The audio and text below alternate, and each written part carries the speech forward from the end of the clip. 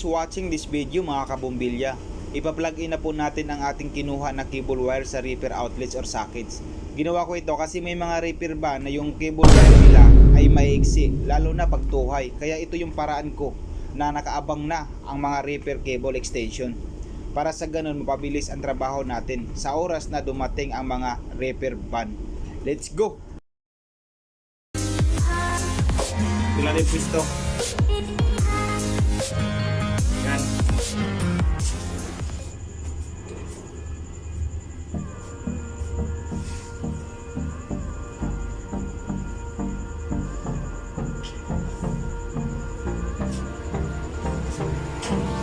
Hold me close till I get up. Time is barely on our side. I don't.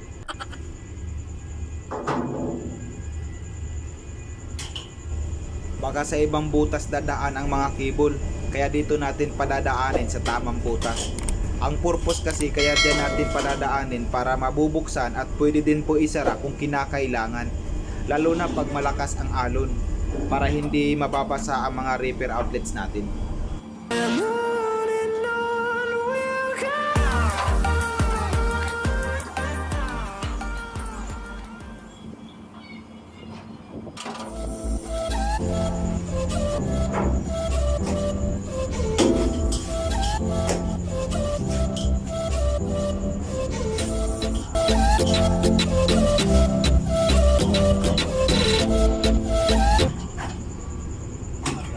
Siya na, vlogger pa. Wow! Chris, na vlogger pa ito, Dan. Ha? Dan ka. Ibi, dadaan siya, dadaan. Sorry sa disturbo ka. Okay lang, okay lang.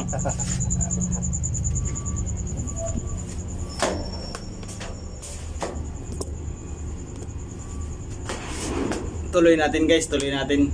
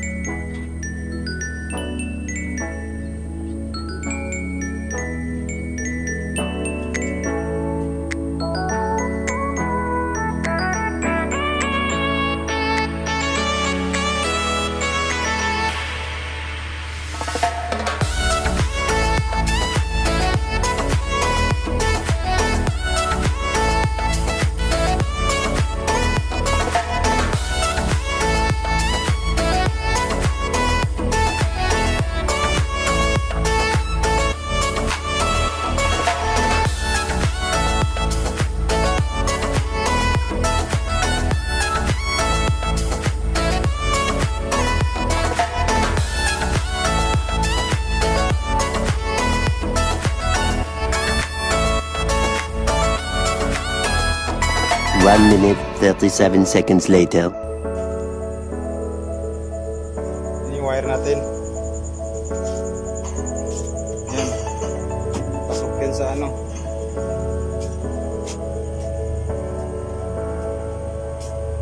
Para mamaya pagdating ng repair van, plug in na lang tayo. Habang continuous pa yung ano nila. Pag loading.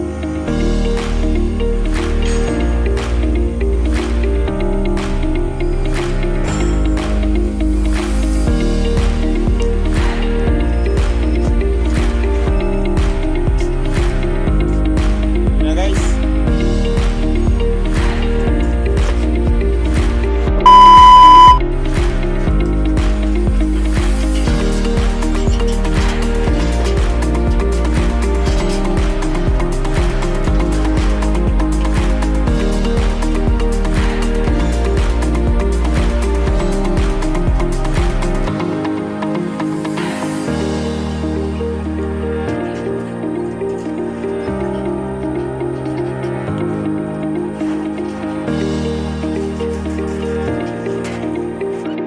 Thousand years later.